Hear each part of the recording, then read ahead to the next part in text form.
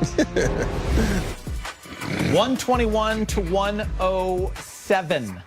LeBron James with 26 and 8. Dennis Schroeder 21, 9 of 15. Anthony Davis 28 and 2. Wes Matthews 6 for 6 from 3 for 18. Let's hear from the Lakers head coach Frank Vogel. He's speaking with Mike and the media on Zoom.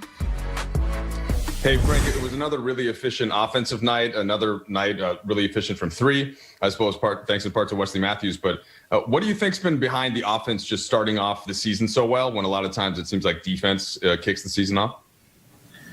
Yeah, I mean, I think we're playing intelligent offensive basketball. You know, we're really attacking, and you know, with the exception of some stretches of the Portland game, you know, we're really thinking extra pass basketball, and we got a lot of shot makers on this team. So, you know, if you're focusing on shot quality and the extra pass with the shot makers we have on our team, we're going to have the ability to be efficient, and you know, we saw that for 4 quarters tonight. And any thoughts specifically on Wesley, who had the tough couple of games shooting prior to this one? Yeah, well, we don't worry about Wes. You know, we know what he's done throughout his career. You know, he's a knockdown shooter and a great defender, and you know, just excited that he's in the Lakers uniform and what kind of lift he's going to give us throughout the year. Struggled a little bit, you know, as we're playing a lot of guys and trying to get guys in rhythm. You know, the first few games, but tonight, again, the ball movement was really good. So we got a few clean looks early, and you know, then he made a couple of shot fake step backs. You know what I mean, which is something he's capable of. But you know, red hot tonight. Kyle.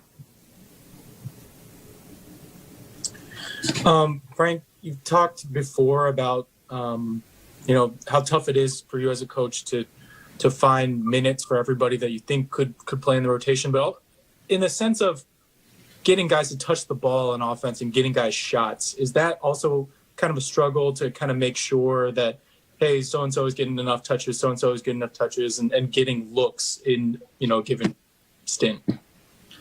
Yes, it can be a challenge, and you know, that's part of a new group learning about each other. You know what I mean? We're working 4 new players in, 5 if you count Talon, and the guys were not really part of the rotation last year, and you know, there's always going to be a little bit of a learning curve with guys learning each other. But again, like, if you continue to focus on you know, the shot quality and the man with the basketball thinking, set up a teammate. You know, that's what our whole focus is to think extra pass with the ball. And the ball finds energy, it starts moving around the horn, and you know, finds the open man. So typically, if we're moving the ball well, guys will find shots enough. Let's go, Brad. Frank, when you guys turn the ball over like 17 times, are there moments where you think to yourself, we could really use a good practice, shoot arounds, so we can clean this stuff up? Not really.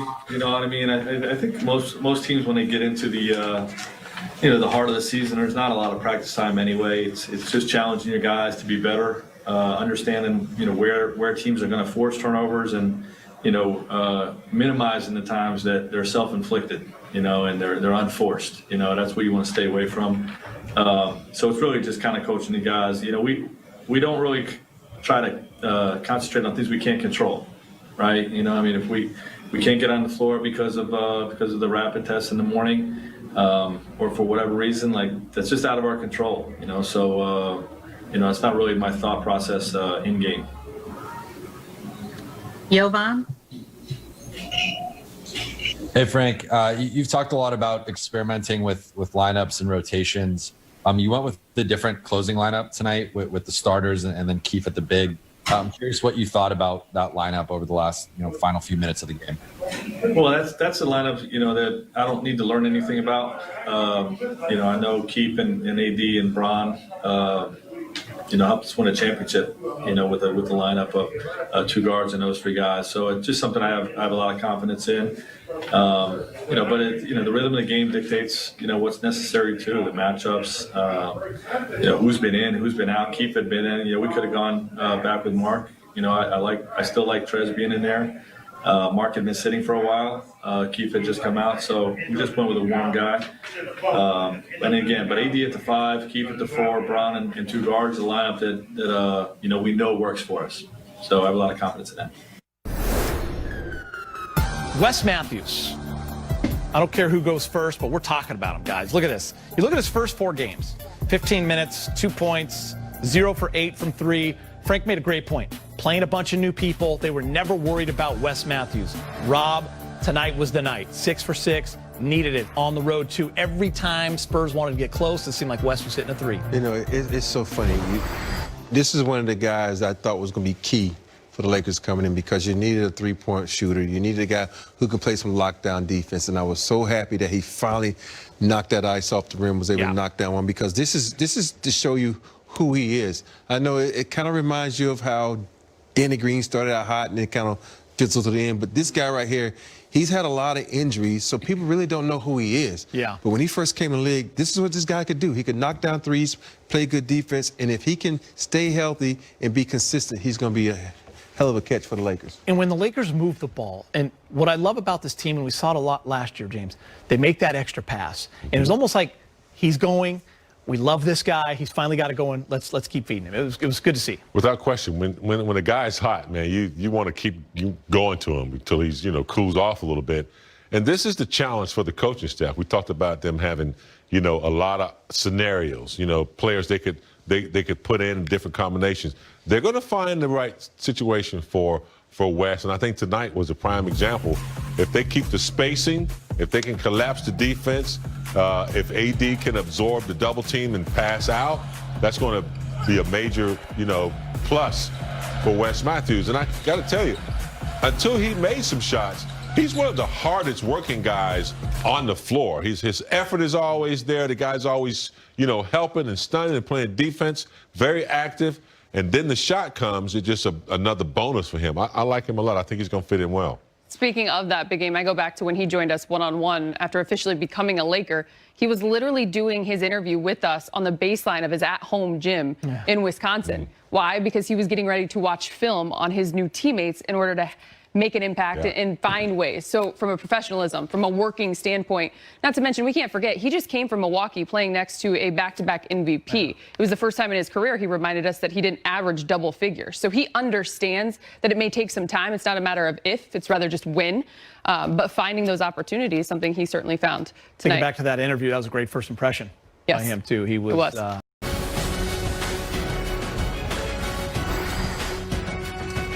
Hello and welcome to Access Sportsnet Lakers, driven by your Southern California Honda dealers. Chris McGee, James Worthy, Robert Ory, Allie Clifton's going to join us in a minute. We got Trudell and Bresnahan working virtually, working the locker rooms. We'll get all the sound for you. The Lakers start their first road trip of the year and the final game of 2020 with a win in San Antonio.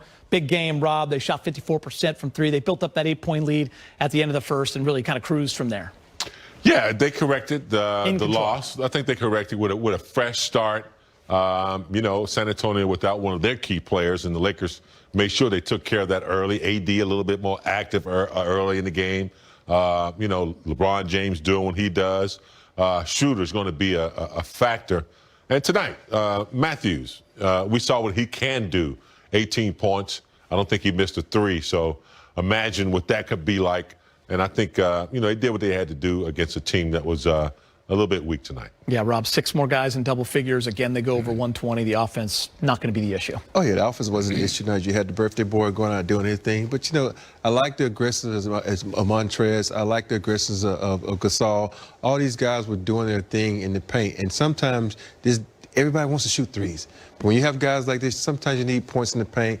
For a while, the Spurs was killing them with points in the paint, but they caught up. They show you the aggressiveness. They started going to the basket and not just settling for threes. All right, let's hear from LeBron. He's with Mike Trudell.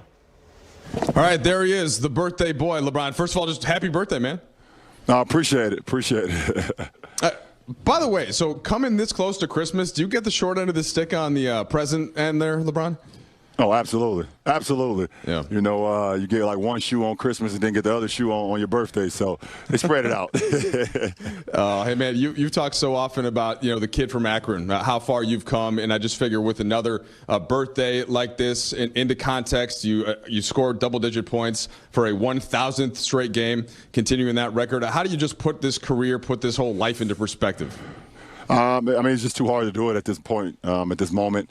I just try to live in the moment and just try to continue to get better with my game, try to get better with my teammates, and try to, just maximize when I'm out on the floor. So I've been very blessed to play the game that I love at this level for 18 years, and hopefully I can continue to play at a high level. All right, for tonight's game, I know you guys make it a focus not to lose back-to-back games. What was the key today in taking control of this one? I mean, we knew we was going against a very good team. They do a great job of getting into the paint. They do a good job of shooting the three ball, sharing the ball. So, we just want to try to get multiple stops in a row. And we got a hell of a boost from our bench. Wes came in and shot the hell out of the ball. So, that was exceptional. Trez got on the offensive rebound. And so our bench did a heck of a job of giving us a boost tonight. You mentioned Wes Matthews, 6 for 6 from 3. 2 other Lakers have hit at least that many threes and not missed, Kobe and Nick Van Exel. So pretty good company. You just got to keep getting the guy the ball, right? It's pretty simple when they're shooting like that? No, absolutely. And he had it going, and you saw it. So, every time, we knew he was open, or even when he created some space off the dribble, he was able to knock it down. So we just continued to find him. All right, last thing for you. I know things are a little bit restricted, LeBron, of course, with the pandemic and everything, but any kind of birthday plans with the teammates back at the hotel? Yeah, I mean, we'll probably just drink some wine. I know that's what I'm going to do, so my teammates are always welcome. Get something to eat, drink some wine, and, start preparing for the game on the first. So, it's not the birthday celebration that I would like, but I love a win. I love to play this game at a high level, so I'll take that, and I'm with my teammates, so I'll take that as well. All right, LeBron, happy birthday once again. Happy 36. We appreciate the time. I appreciate you guys. All right, happy birthday, LeBron James, getting buckets. Check this out, 1,000 straight games with 10 points. The last time he was less than 10 was January 5th, 2007. Only 8 games in his entire career with less than 10 points. Think about that one. Only 8 games, and he's got 1,262 games total.